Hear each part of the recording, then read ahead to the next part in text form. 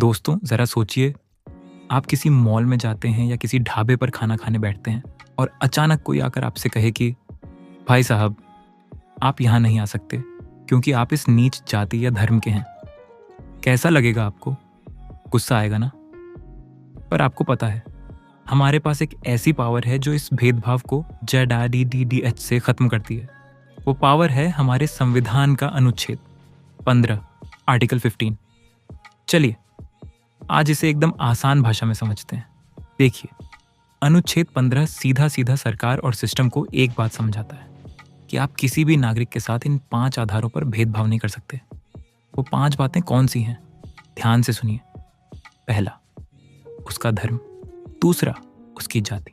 तीसरा, उसकी नस्ल। चौथा, उसका लिंग, कि वो पुरुष है या महिला। और 5वां, उसका जन्म स्थान, कि वो कहाँ पैदा हुआ। इनमें से किसी भी आधार पर अगर कोई आपको रोकता है तो समझिए वो आपके संवैधानिक हक को छीन रहा है। अब आप सोचेंगे कि क्या ये सिर्फ सरकारी दफ्तरों के लिए है? बिल्कुल नहीं। ये कानून कहता है कि कोई भी दुकान हो, पब्लिक होटल हो, रेस्टोरेंट हो या फिर सिनेमा हॉल, वहाँ जाने से आपको कोई नहीं रोक सकता। यहाँ तक कि गांव के कुएं, तालाब, नहाने के घाट और सड़ी डियर दिखें, ये सब हम सबके लिए हैं।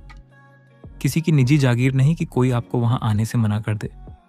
अब यहाँ एक छोटा सा सवाल आपके मन में आ सकता है, भाई अगर सब बराबर हैं तो फिर महिलाओं के लिए अलग सीट या बच्चों और पिछड़ों के लिए अलग सुविधाएं क्यों? देखिए, इसे ऐसे समझिए, अगर दौड़ी एज में कोई पीछे छूट गया है तो उसे बराबर लाने के लिए थोड़ा सहारा देना पड़ जाता है।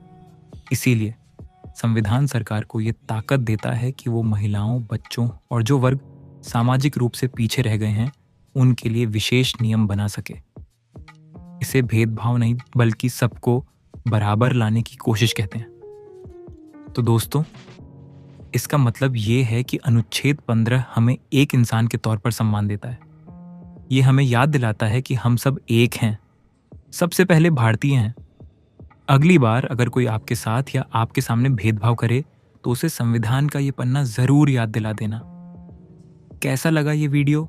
कमेंट में बताइए और अपने दोस्तों के साथ इसे शेयर जरूर करें। जय हिंद,